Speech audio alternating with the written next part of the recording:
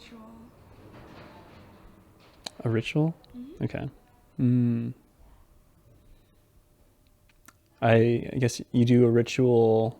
A ritual is something you do that you assign meaning to in a particular way that others wouldn't assign meaning to, which is kind of true for everything, right? So it's something that you do that more works with your psyche, I guess, so with how you interact with the world, in a way that isn't just like the usual like business, I guess. Do you feel like if it has a purpose assigned by society, then it's not a ritual?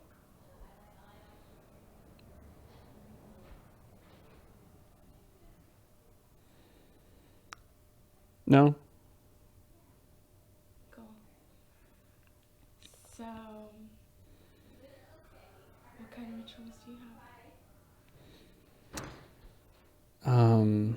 Well, we were talking about this death ritual, and there's a great move in my house, great change, death, and that's where a lot of people are moving out. And Graham and I, we were gathering couches, I was telling you, and together we were moving all these couches into this room to get ready to toss them. But the actual act of moving them, Graham was saying, felt really good because they were kind of like cathartically on their computer, just kind of there. And the energy to move the couches and the time for us to move the couches, it was spontaneous. And we both decided to move the couches together. And we talked the whole time, knowing that like this might be one of the last times we actually have time to talk because Graham's very busy and I may be going to another city or something, so this idea of us moving couches and talking over the couches while working together was I see that whole thing as a ritual. And when at the end of it we looked at it and there was this big pile of couches in this little art room that used to be an art room, but now it's totally changed. The whole environment has changed. Our relationship has changed. I felt magnificent about it. It was a wonderful experience, and I just look at that big pile of couches and I smile, I guess. So That's sweet. So, do you think that a ritual can be something that happens spontaneously and does not ever need to be repeated? well, my idea of a ritual, like I was saying, I mean, it's whatever you assign, like you want to assign, what is a ritual. So it could really be anything. So in the confines of your question, I can't say yes or no, like that actually answers your question. It's more like I could just say like some kind of random crap and it would answer your question.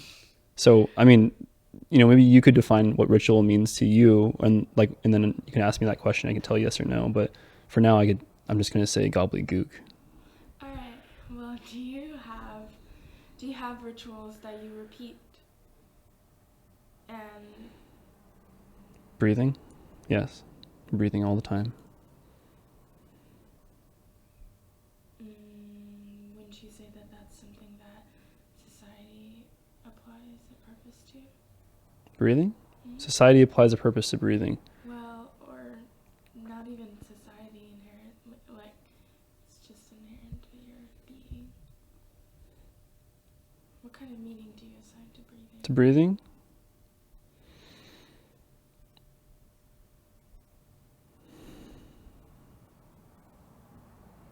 That's how you answer the question. That's enough. Yeah, that's what I thought. You didn't even have to say that. Okay. Do you have any other questions? You want to think about some? Because it seemed like there wasn't all that much said. Can you think back to your childhood and think of rituals you made up as a kid?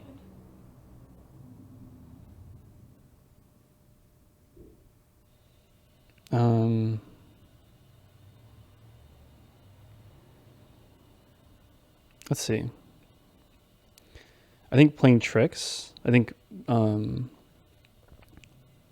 tricks, being clever, was always kind of like a display that like I was my own being. I think a ritual that I participated in was school, being socialized, interacting with anyone else, and watching TV. Sitting in a particular way, speaking English, being in timeout, playing video games, walking in streets, learning how to ride a bus. I was terrified about riding a bus. No one ever showed me that ritual. It's terrifying. Terrified of riding a bus? Yeah, because I wasn't socialized yet in how to ride a bus, and I didn't know how to interact with the societal norm, that I should just know how to interact in that field. If you took like a wild animal, you put it into school, I'm pretty sure it probably wouldn't have a great time, right? So let's say something that isn't socialized in the way that other people are socialized, and I haven't been socialized in riding like an actual pay bus. I knew how to ride a bus, like a school bus, where you just get on, but I didn't know what the paying part was strange to me. I didn't know how to interact with the passengers there that weren't going to the same place. I didn't know how to interact with the driver. I was partly confused by why there was multiple buses in the same place. I was used to being socialized in a yellow school bus that went to one place and it came at a very particular time, and everyone was kind of friendly and you socialized on the bus. But this one you didn't. I didn't understand why you wouldn't talk to someone next to you. Mm-hmm. So is this social phobia, or did the fear also come from somewhere else? It's not social phobia.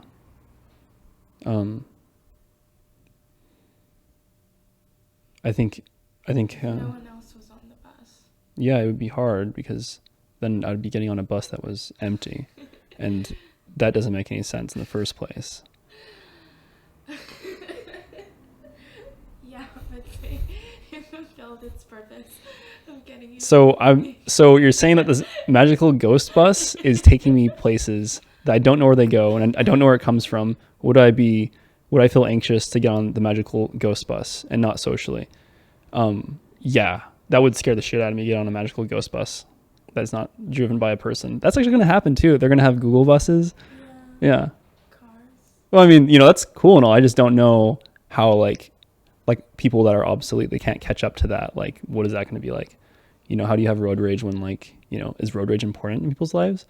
Is actually driving somewhere, is that important? Like not driving somewhere and just sitting, like, will people feel in control of their lives? Maybe driving is a part of feeling in control of your life and that you need that ritual. Oh, totally. I mean, I feel super dependent on people to getting, like, out into nature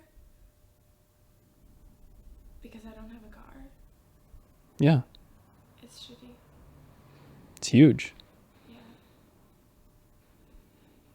So that's a ritual, going out to the woods, going out to places that aren't the city. Like, some people don't get engaged with those things.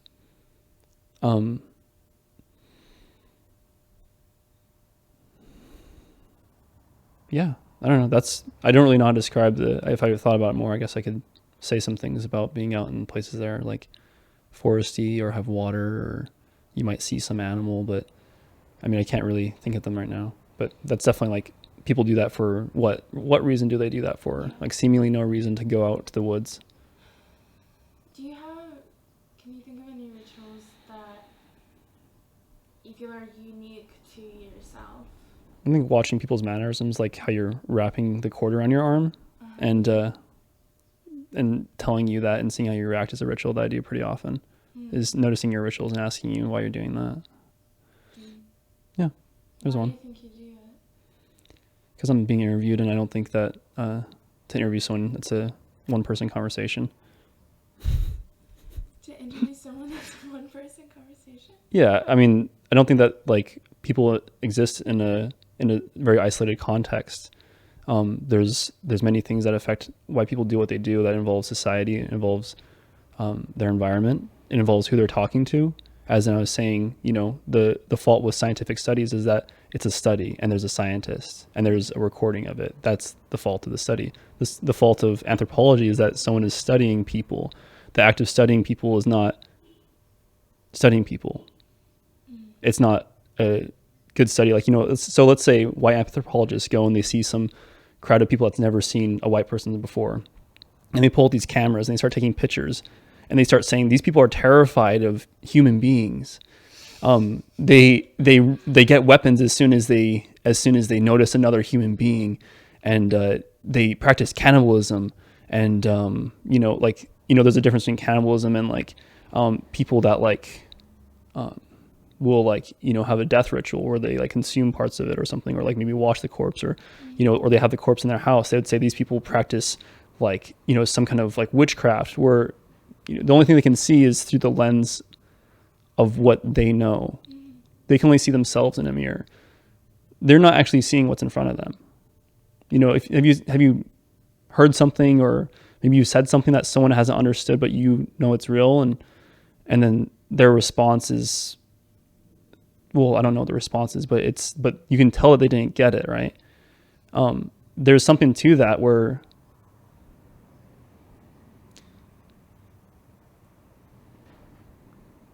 But can you really even tell that they didn't get it?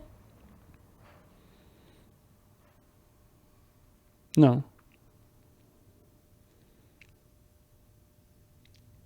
I mean, I guess the idea is that like sometimes when I say something, it bounces back pretty quickly, and I'm like, okay, you get that idea. Sometimes, you know, people can think about things, you know, or talk about it another time. But like, you know, if I were to say to someone that doesn't speak English, I'm going to smother you with that mattress, and they never heard English before, you know, what would they respond? You know, and if I said it that way too, that sounds really strange. I'm going to smother you with a mattress. I'm gonna smother you with that mattress. Like, how would someone respond that's maybe, let's say, like speaks German or something, and they never heard English before? Well, first they'd be afraid that they're like talking to some dude that speaks some language and they didn't know how they get there, because Do they have a mattress that they're holding up over?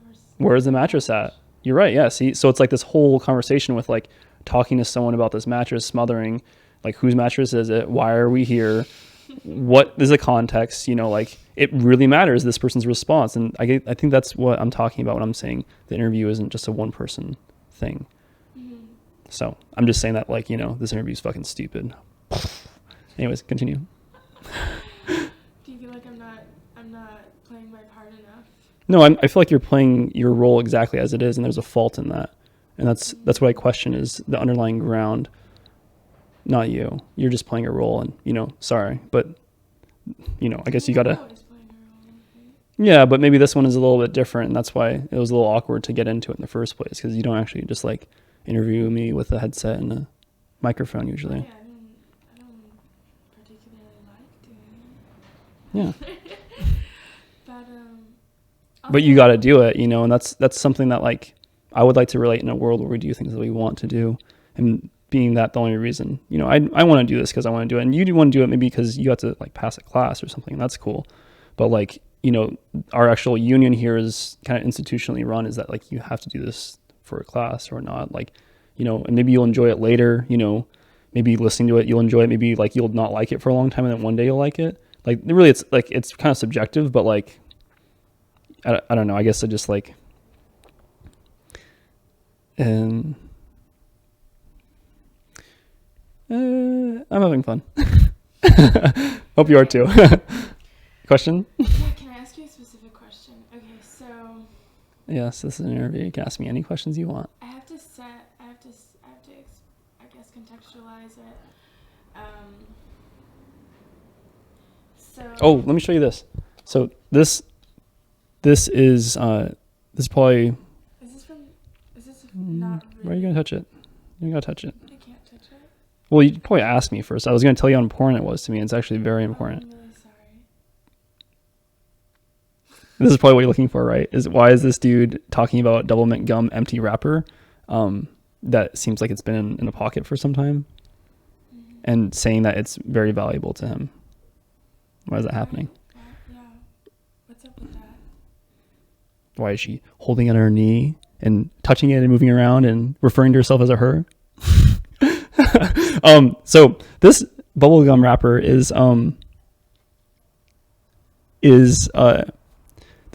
this woman, she just gave me, she looked at me when I was sitting there, and she held this gum wrapper out, and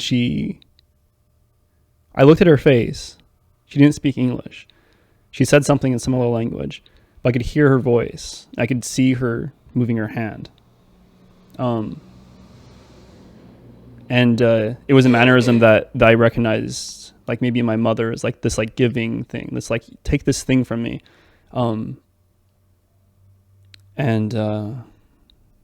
And she kind of just leaned forward with it, and I didn't know why she was handing me this gum.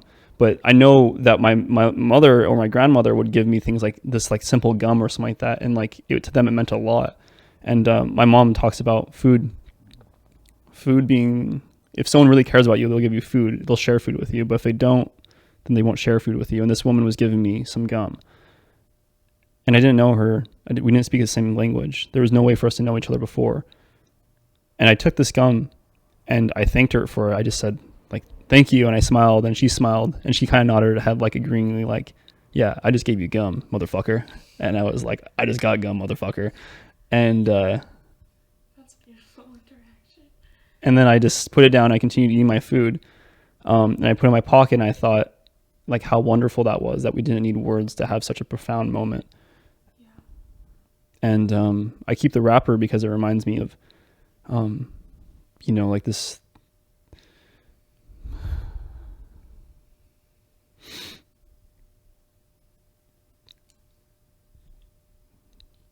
Yeah, it's just fucking great. So I'm just like, I think it's fucking wonderful that that happened. So it's a fucking wrapper, right? And I keep a fucking wrapper with me because I think of the kindness of just some stranger could have for me and how wonderful that is. It's really beautiful.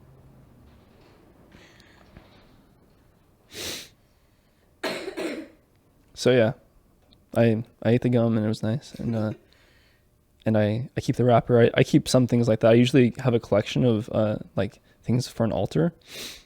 And I'll just store them up, and I'll eventually, when I have a change in my life, I'll remove all the things. And Do you find it really hard to remove those things? no, I do it like when Grandma and I move the couches. We just did it spontaneously. When I'm like this, like I'm moving my altar, where I put my altar has to do with maybe where I'm at, what I want to identify with, what my context is. I'll just remove the altar. Some things I'll put in different places. Some things I'll keep. Some like main central things I'll keep. But a lot of the time I'll wipe them off when I'm experiencing a new portion of my life. And when you ask me, do you still have your altar up? Can I take a picture of it? I said the altar is changing every moment. And that involves that the altar isn't just a very particular thing. It involves that it's my life, and that I myself am an altar, and I myself am a ritual. And I'm the mundanely profound. I mean, it all exists within me, and it doesn't. So. It's so much nicer to hear you say that out loud than in a text message. Yeah, text. So the thing about text messages is you can't see people's inflection or hear them. You know, some of it sounds like when you hear something that might be profound, it might seem sarcastic. People ask me all the time, like through Facebook, through texting or through email, there's a lot of miscommunications, like a major amount. Yeah. In Facebook, I do this thing where, so I'm like I believe the mundane is profound. And that's what your interview is about. So I guess that's fitting that I'm in here. But I do a lot of jokes on Facebook. I do a lot of multiple meanings. And I kind of encourage discussion, and I encourage that I'm a fool, that people can make fun of me. I like when people make fun of me. I think it's really important that people have that experience of talking about things, of discussing their ideas, seeing other people talking about things as part of the ritual too, that they can access it anytime they want, that they could leave it alone anytime they want. Now, I fucking hate Facebook, but I fucking hate it in a very particular way. And that's that I engage with it, and that I then can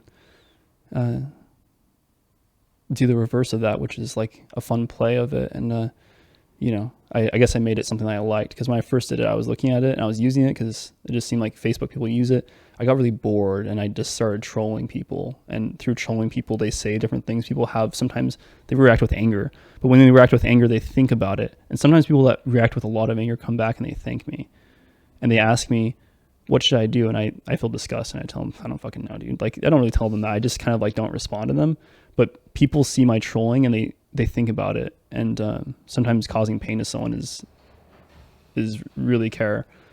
And it's true in BDSM too. It's like causing pain to people is showing that you care. People have different receptors for care. People store trauma in their bodies, and they seek out those traumas again in their life. And that's how they can receive care. But, sometimes being really sweet to someone isn't really being sweet at all. It's kind of spitting in their face. You get to learn what people value and how they set up their own valuations of the world and what their rituals are and what that looks like to receive care. So sometimes in Facebook, what I'll do is I'll say multiple things, or I'll say something that's kind of a pun, and people can interact with it the way they want. They discuss it. No one's wrong. There's no like, people can interact with each other and say they're wrong, but it's more of a play. I think it's kind of like a profound thing that people can find, but they can also look at it and be like, I don't get that, or it's mundane. And sometimes it just depends on like if you're clever enough, but is it clever enough? And then if you look at it, sometimes actually it's just not clever, and I don't even know what I'm joking about. Sometimes I'll laugh and then I'll think about why I'm laughing, and then I'll be kind of shocked. It's something that I don't even understand. Yeah. And that's kind of life. Yeah. And that's, so there you go. Yeah. Puns are cool too. Puns are fucking profound. And people hate puns. I hate puns too. Yeah. Even though I think they're profound. You tend to love things you hate. Yeah, I don't feel like words are good enough capturing those things, but it's more like... You tend to interact with things you hate. I go towards... Yeah, so let's see. So I don't think... You learn to love them. No. Let's see. I feel indifferent about everything. I indifferently love everything. I guess when I say hate, it's more that like I wish that it was something else. But at the same time, I think that it is, and I actually don't wish it was something else. I want it to be, and I love it for what it is, even if I don't like it. So the things I love most about my really good friends is things that I actually kind of like fucking hate about them. And I love that I can love what they do that I hate, and we can exist at the same time. Some things that my good friend Nick does, he likes this idea of like being really profound, combined with disgusting, and I don't really appreciate it that much. But when he does it, Combined with disgusting. yeah, maybe you can ask him about that. I can't describe it more, but let's see here. Let me give a more concrete example. So one of the first times I really looked at Nick and I said to myself, I love this motherfucker, was we were at this parade, this Chinese parade, New Year's parade. It was for the Ram, and we're watching this parade and we can't really see it, and more became how we wanted to interact with the parade, that we weren't really spectators, and it was our parade. And I even said, it's my fucking year, because I'm an Aries, I'm a Ram. And I was saying, it's my fucking year. And he's like, it's your fucking year. It's our fucking parade. And we decided that we were going to watch the parade from where we wanted. We looked at a building, it had scaffolding. We started climbing the scaffolding. People took pictures of us. I don't know why they're taking pictures of us. It seemed very boring. But we climbed up this building and we're up there. And I'm looking at Nick, and he's just taking pictures. He immediately pulls his camera out. He's taking pictures of himself. And I'm just viewing the parade, and I'm viewing him. And I'm thinking like, man, I'm glad I'm not taking pictures, because that's why I was trying to avoid the spectatorship. I want to interact. But he's involving himself in the spectatorship of maybe like, social media, maybe like, but then I thought, I really appreciate him. When I looked at him, he was then hanging out of the balcony by his legs, taking a selfie, oblivious to everyone else watching him. It was just him and his own narcissism, or Narcissus, he likes to talk about his own vanity. And I thought, man, I don't care about vanity either. But he's hanging out this balcony and taking a picture of himself, smiling. This security guard notices him, and I'm like, okay, obviously he's not being tactful.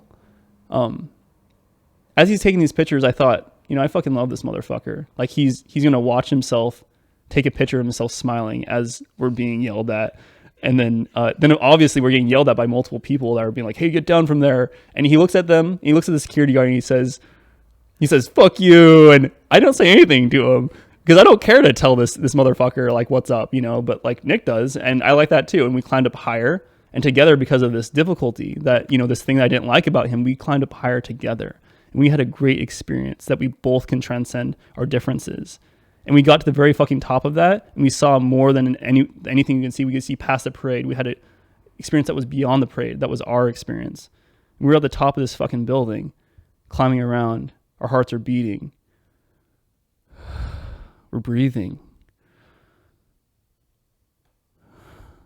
there was no reason for us to be there other than that we were up there together. And that was fucking beautiful about it. Yeah.